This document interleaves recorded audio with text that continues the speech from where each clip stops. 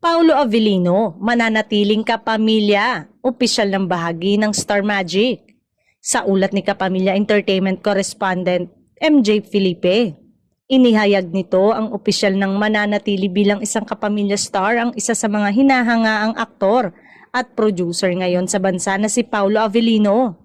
Ang Star Magic ay isang talent management arm ng Kapamilya Network na siyang humahawak sa mga karera ni Kim Chu, Gerald Anderson at marami pang iba. Ipinamalita na mismo ng Star Magic sa kanilang social media account ang pagpirma ng kontrata ni Paulo Avellino sa nasimula ng isang Guess Who campaign. Kaliwat kanan nga ang pag-share ng mga fans sa pagsampa na ni Paulo sa tahanan ng Star Magic at panay congratulation ang mababasa sa mga comment ng mga fans. Halos mapuno nga ang Paulo Star Magic contract signing ang ex sa sunod-sunod na repost ng mga netizen. Ayon pa sa ulat, isa sa magiging bagong proyekto ni Paulo ay ang pagbida niya muli sa isang serye.